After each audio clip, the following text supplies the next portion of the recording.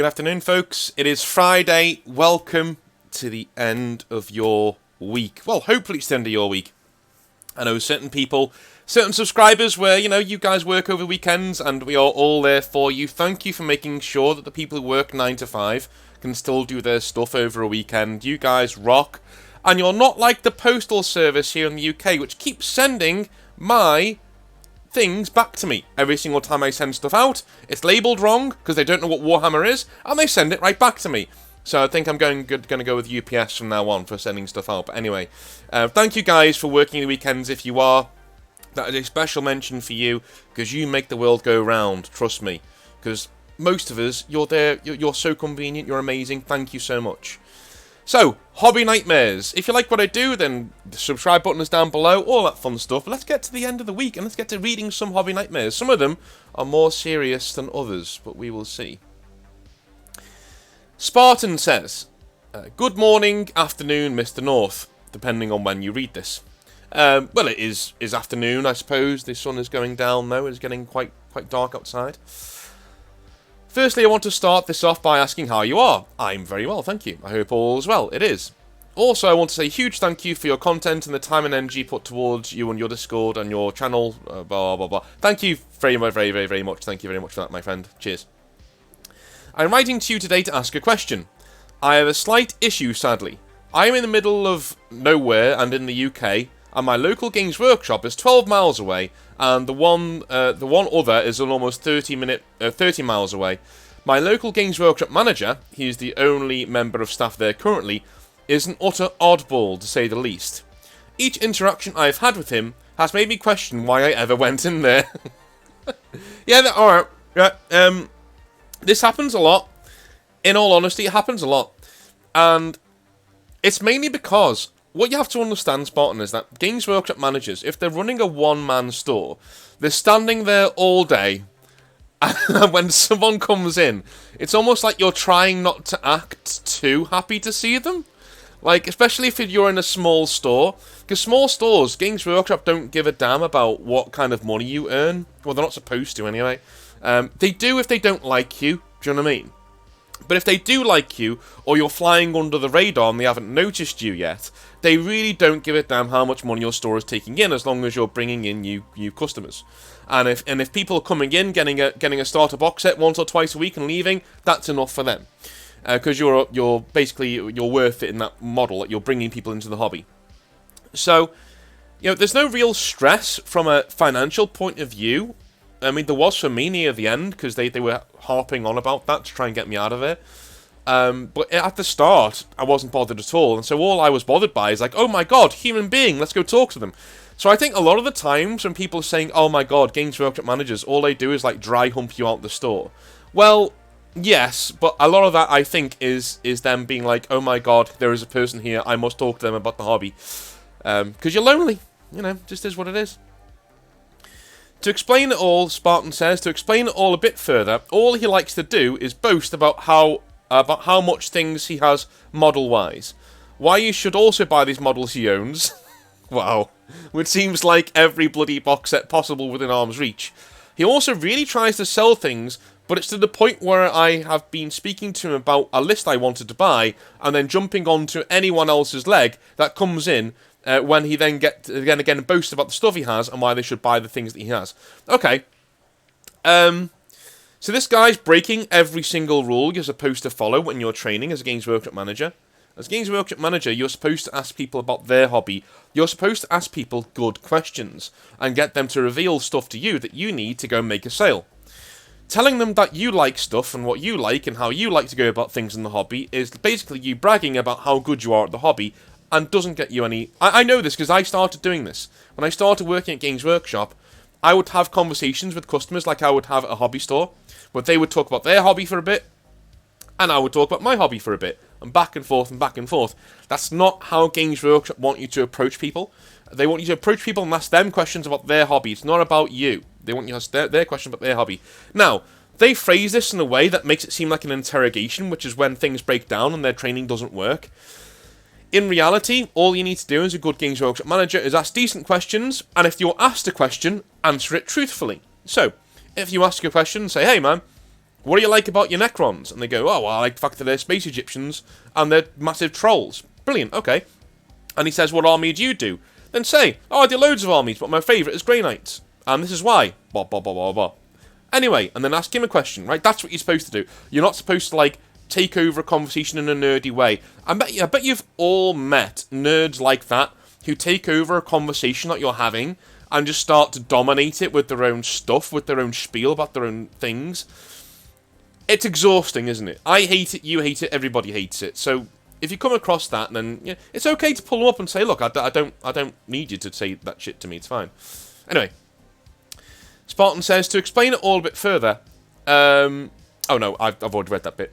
He then says, I have thought about telling him how he should change his sales approach a few times, but always feel that the guy is hopeless, as it seems like more of a personality trait more than a sales pitch, if you catch my drift. I do, so it seems like a mental issue. Probably not if he's running his own store. I will say this for Games Workshop, they are pretty good at spotting people who are on the spectrum and may have issues. And yeah, that person will not be running a store on their own.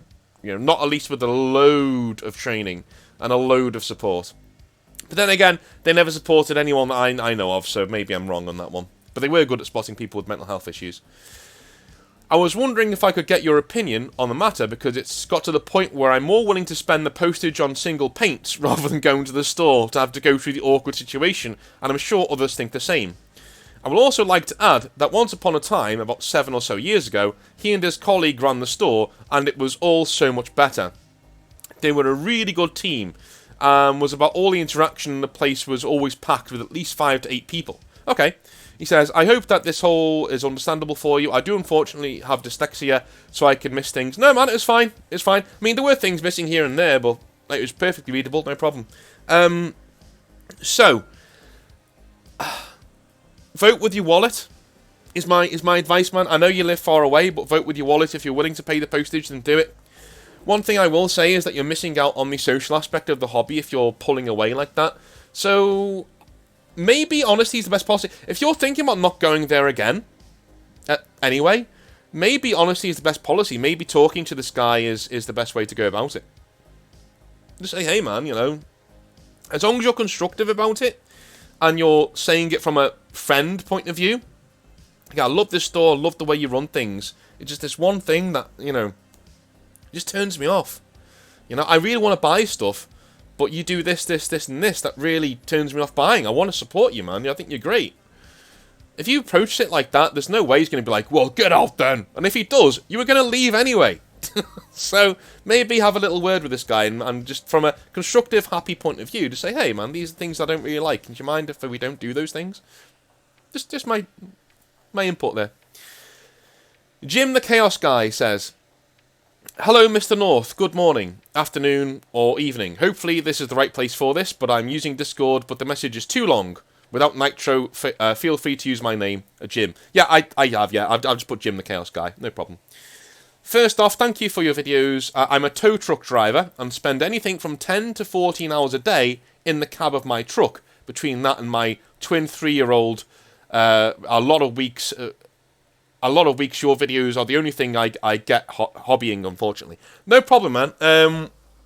Really cool. Where do you drive? Do you drive, like, across country? Are you in the UK or in the US? Like, if I was going to do that job, I'd want to do it in the US, like raw, large, open spaces, you know, wild country. That'd be pretty awesome. Anyway, he says, I have less of a horror story, more of an encounter with my GW store staff that I could use some advice on. Hopefully you have some insight, but I'm sure will be beneficial, because it kind of turned me off the store for a bit. So, with the fat out the way, I'll cut to the chase. Alright, cool. Try not to crash your truck if I'm giving you advice. Or at least pull over, maybe, so I can give you the advice. He says, so my store had, from my experience, a good owner. He treated everybody with respect and let people do their own business for the most part. Well, long story short, he had to move. Got fired or just quit for something better, I'm not really sure. But the store was closed for a while and recently opened back up. The new owner seemed nice the couple of times I popped in to pick stuff up for my Chaos Knights army. Eventually, I got the itch for a game, So I bargained with the wife, as you do, packed up the knights and went to war. I had a good game against Dark Angels and left with a box of War Dogs. A loss and a smile on my face. The owner was well-mannered and didn't seem to mind people coming in for games. Well, neither should he, that's how he sells his models. Well, the second time I went, I brought my 11-year-old little brother and his 500 points in Orcs. I have slowly been getting for him when I can, in the hopes that we can find a game to play together. We were in the matchmaking queue separately because my list is a bit stronger than his, just because of the models at my disposal, and I wanted him to fight someone fairly, other than me, just to broaden his hobby experience. If all else failed, I would have naturally played with myself. Sorry, I know, immature.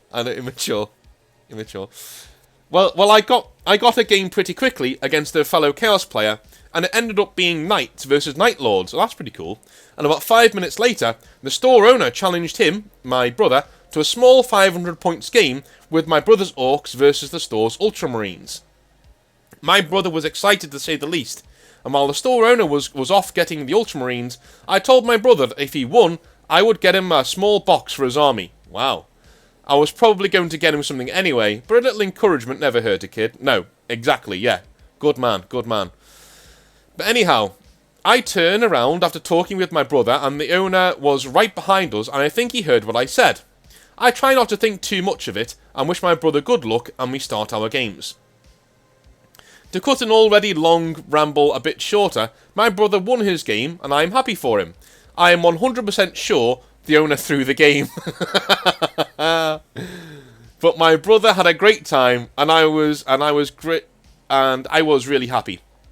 I was really happy that the owner took the time to play with him, so I could have a game with him. So I could have a game at the store as well. So I told him to go pick out a box whilst I finish up my game, and I would be over shortly to pay for it when we were about to go. That's cool. Everything was going relatively smoothly. I looked up from my game once or twice and saw the owner showing my brother around the Orc section, pulling boxes down and showing them off to him. I can see where this is going.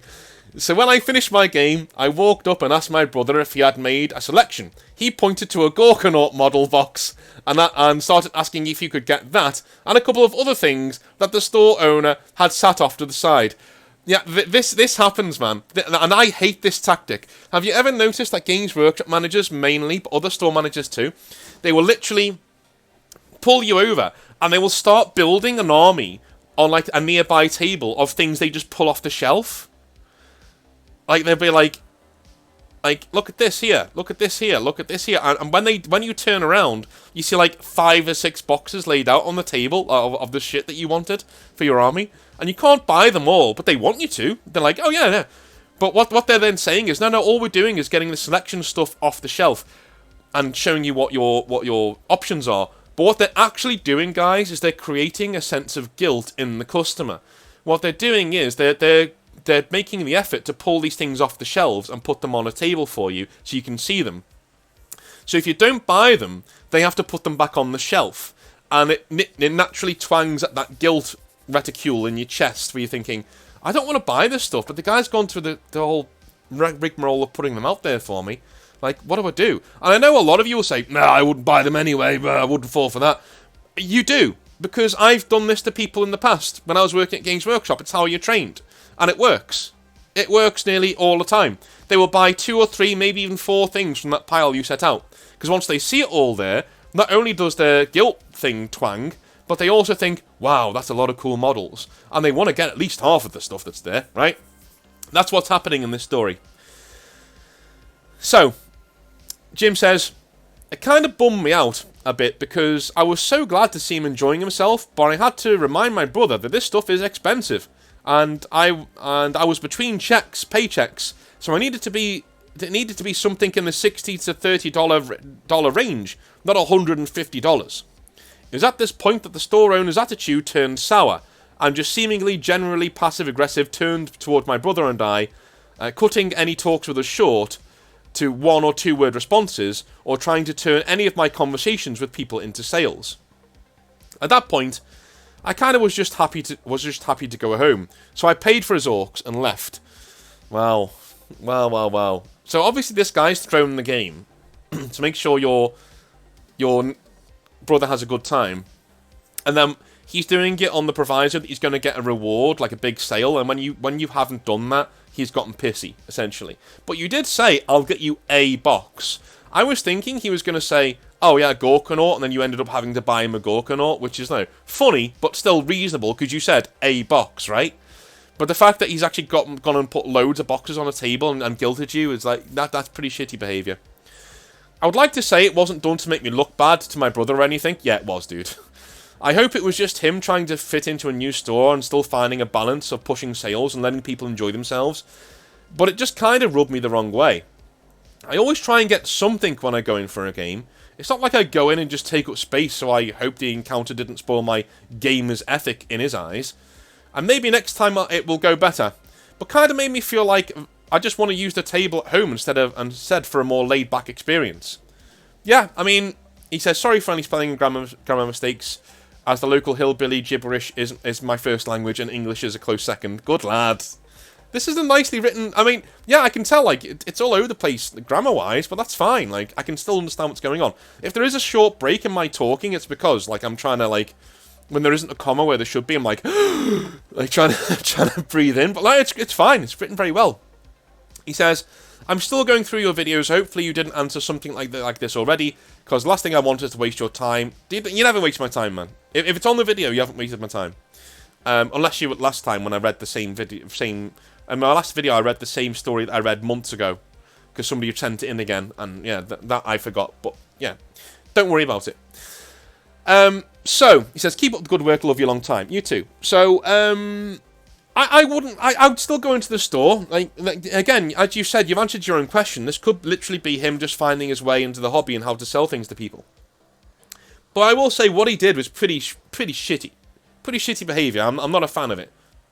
But I can also tell that, you know, maybe he's just getting used to it. Maybe he's getting his feet under the table. Now, if he pulls something like this again, that's when you say, listen, dude, like, I said one box and you're making me feel bad by doing this. Can you not, please?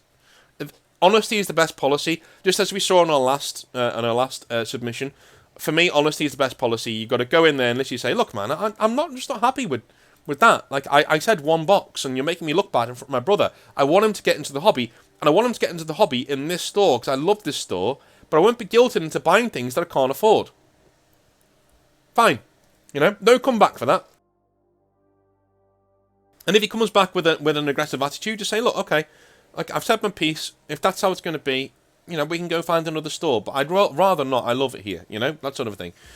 Honesty and being reasonable, you catch more flies with honey than bile, right? And you've got the right attitude, you've got the right way of going about it. And look, you've got your brother into the hobby. That's awesome. And, let's be honest, that manager had a part to play in that as well, because your brother won a game, and that does a lot for keeping a kid in the hobby. But that's my advice. Take it or leave it.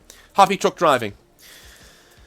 Necron Dave says, Dear North, sorry for raining on your more positive hobby week, but I need some help with what is, unfortunately, a hobby nightmare.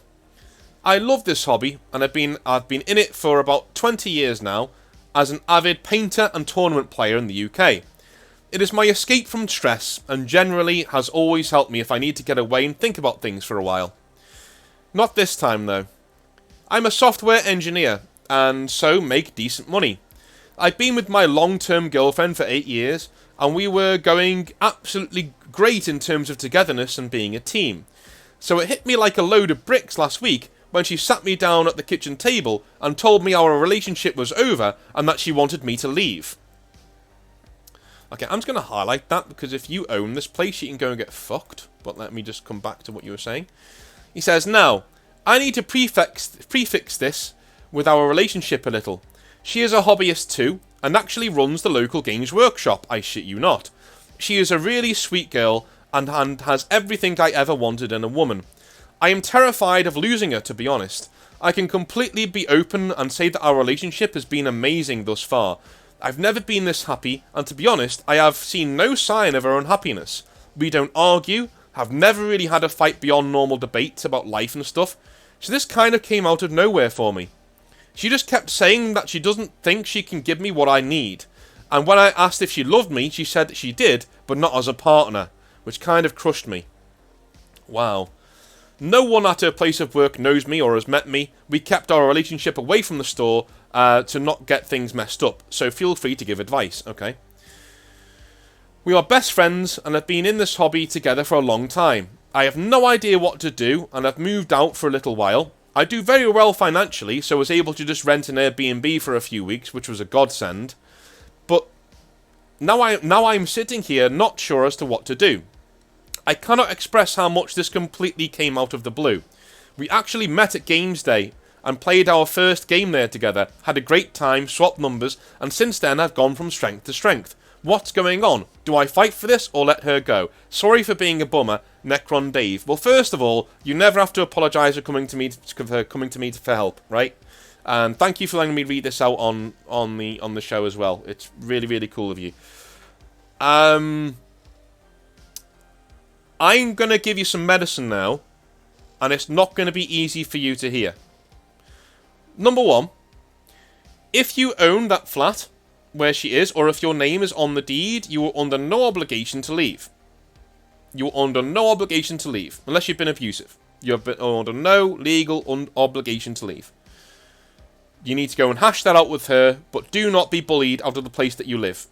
Absolutely not. Even if you love this person, do not do it. Do not be financially worse off because of this woman. Okay? The reason why I say that, and here comes the medicine, is that this isn't normal behaviour. This isn't something that happens normally. This isn't something that happens out of the blue. I'm honestly, and I've asked a few people around with similar issues, things like that in the past. This seems to me, in all honesty, she has someone else, dude. I hate saying that. I really hate saying that. This is out of the blue. This is completely upfront, out of the blue. She either has somebody else, or she's thinking about having somebody else. To me, this reads like a woman who has gotten bored in the relationship, has gotten bored of 8 years of the same thing, and isn't ready to settle down and wants to move on and go do something else. Now I've got that out the way. Is she worth fighting for? No. Now, again, let me preface this. A lot of people will say, "Well, hang on, he said she's everything he's ever wanted." I know that, but she has sat you down honestly and told you where the problems are and told you that there's nothing you can do about it. I've been in this situation myself. Thankfully, I'm 99% sure the person wasn't cheating. But not that it would bother me nowadays, even if she was. But at the time, I'm 99% sure she wasn't cheating. Mainly because we weren't in a situation that would have made that easy at all. You know, like we were living with her parents at the time. There would have been no way of doing it without anybody knowing. But anyway, I had a very similar conversation, and I made the mistake of trying to win her over. And when that failed, I got very bitter about it and got very annoyed and ended up being quite toxic towards her. It was only later, and again, I shit you not, and do not do this thinking she's going to get back with you, because she isn't. She's already made her case very, very clear. What I eventually did was I met someone else. I literally went out and said, well, fuck this. I went out, I met someone else, and literally, I wasn't shy about it. I didn't tell her about it, but I wasn't lying. You know, I was like, yeah, I'm going to go see... her name was Mel. I'm going to go see Mel. Like, see you guys later. I'm going to go see Mel. See you there. And her dad knew about it. Her dad was like supporting me, saying, hey, you dumped the guy. He's allowed to go and get some strange. Leave him alone. Let him, you know. And I went to the gym. I fucking crushed it. I went to the gym. And I cried and cried and cried and cried and cried. I fucking let it all out. I let it all out. I battered the gym. I took all my aggression out on weights and cardio. I went out with this woman who was way out of my league. Like, literally half Italian, half Swedish. Yes, she was as good as she sounds. Right?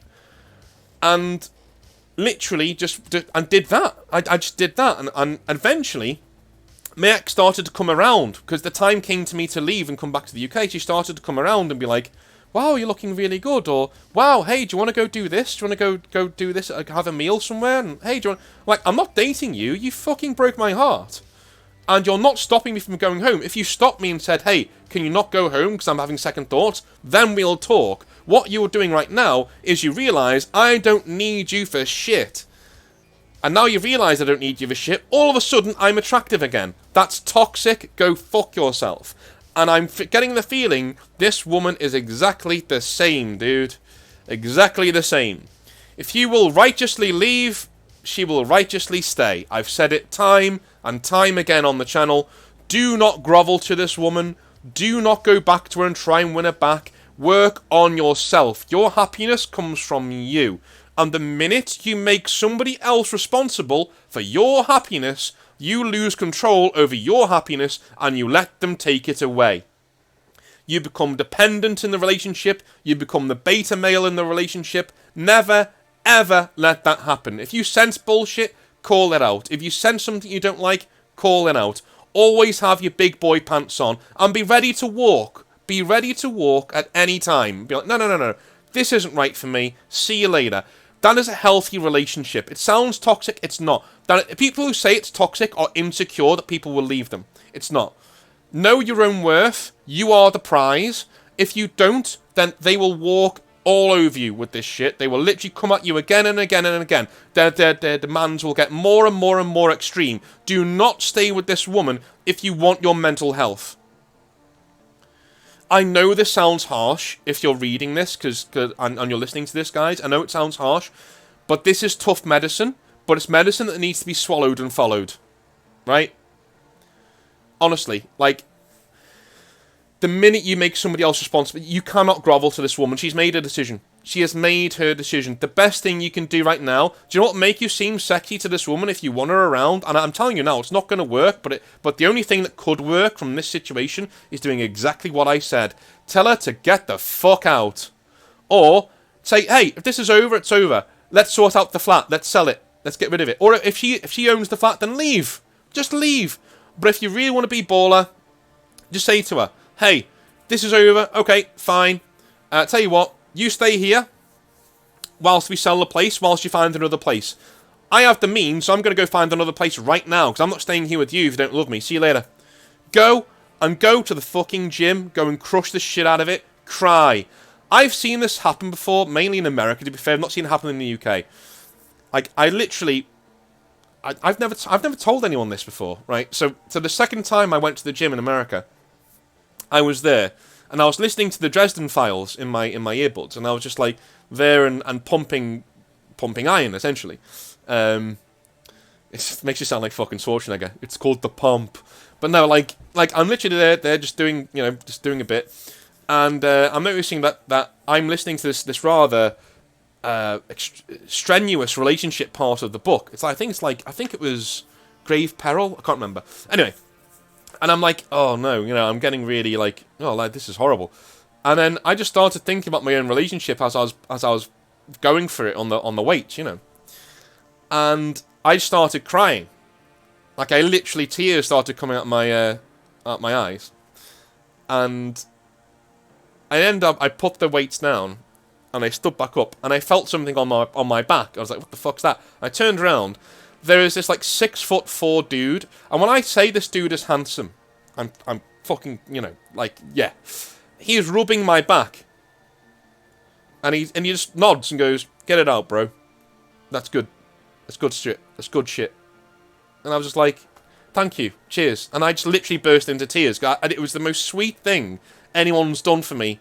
They literally like a rub on the back and like, yeah, that's good shit, bro. Get it out. And it wasn't taking the piss. He wasn't having, he looked plainly serious. You can tell this guy had been through some heartache, he'd plainly serious. He knew exactly what I was doing. And I bet that guy looked like a noodle before he got his heart broken, And now I bet that guy's, we never swapped numbers, nothing like that. He walked off and did his weights. I wiped my eyes and carried on with my routine. But I bet you that guy is doing that through some heartache. He's working his way through some shit. What you want to do is get out there, start talking some shit, cry it out. Honestly, it helps. Cry it out. If you want to cry, do it. Do not hold it in. Slap yourself till you cry. Make sure you get it out of your system.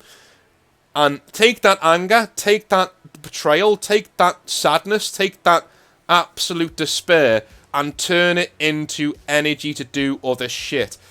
If it's Citadel models, fine. I used a gym. The gym was amazing for me at the time.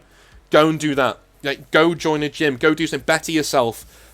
Push it into doing something. It's okay to sit in it for a few weeks. No problem, man. Sit in it for a few weeks. Rent the Airbnb. Go get yourself another place. Sit in it and just bawl your eyes out. But when the time comes, when you stop crying, and it will happen, get to the gym. Get to the bars, go out with your friends, make sure you're talking shit. You approach every single woman you can find, because you've been through the worst, man. You've been through the worst. If you see a woman you like, head straight over there and talk shit to her. Talk some shit. Get out there, talk some shit, and get it out your system. Get a slap in the face. It's fine. You don't want to be with these women. Get a slap in the face. Say things you know will piss them off. You'll know will get a rise out of them. Get it out your system, right? Don't be horrible, but like, you know, if you don't want to be around someone, you just say, nah, I'm just going to leave. You know? The best thing I've ever seen happen, right? There's a mate of mine, John, and you won't mind me saying this. Like, his girlfriend at the time broke up with him, and we went out to Liverpool on a bit of a debauch. We went out and had a few beers. We went to a place called the Jacaranda in Liverpool. Hi, if you know that, we know where that is. And he literally went downstairs, and we were talking to these women, and these women were actually quite, like, will you buy us drinks? Will you do this? Will you do that? You know, they were being quite toxic, if you want to, for want of a better word. Now, I was just, like, going along with it and being like, yeah, fine, we're not going to buy you drinks, but, you know, whatever. And then John literally went, they looked at them and went, listen, ladies, I'm going to go over here and, he said, you know what, fuck it, I don't need a reason, and walked off. And that was literally what he literally said, listen, ladies, I'm going to go over here and, do you know what, fuck it, I don't need a reason. I just walked off, and I was just standing there on my own, like. And you know what? Those women were not looking at me. They were looking at him, walking away. Just being like, what the fuck? No one does that to us. Who is this guy? And I knew I was blown out the water. I was like, well, that's, number one, they're not going to talk to me now. Number two, even if they did, they want that guy. They want that guy. He's making them think. So yeah, go out and talk some shit. Even if you think it might be abrasive, get it out your system, talk some shit. If you need me, email me, I'm here. But always respect yourself first, man. You've got to. You know that phrase, if you don't love yourself, others won't love you? That's bullshit. I hate that phrase. But what they really mean is, you need a foundation, and you need to like that foundation, basically. Even if you have to do it in a righteous way, even if you have to do it and believe it. Everything you do, you need to believe and do it righteously. Literally say, I'm the fucking shit. I am the shit, and I'm going to go out, and I'm going to have a few drinks with my friends, and I don't need, and trust me, you're going to say to yourself, I don't need her. And you'll have that voice inside of you saying, yes you do, yes you do. No you don't, no you don't. I'm telling you, you don't. We've all had amazing relationships that haven't worked out, right? Pack your shit and get out, right? Don't give her the flat. Don't let her keep it. Don't sign it over to her. Sell it. If it's both of yours, sell it. Say, until you found a new place and we've sold this place, you can stay here. But I'm the man of means. Go fuck yourself. I don't need you. I don't need your charity. I'm going to sort this out on my own. See you later. That's sexy. You know? That is absolutely sexy. Just go out and do it. Crush it, man. Crush it and get back to me. Alright. And if any of you needed to hear that, no problem. I'm quite happy that I was able to say it because, listen, not enough of you know how much of a bunch of kings you are and how much love and respect you deserve. So if you need that, come on to the Discord. It's down below. It's free. You don't need to give any money to me on Patreon. I keep saying it. If you want to, it's down below as well. And subscribe to the channel. Love you all long time. Have a wonderful rest of your weekend. I hope this helped. And I will see you either over the weekend for a stream or on Monday. See you there. Have a good one.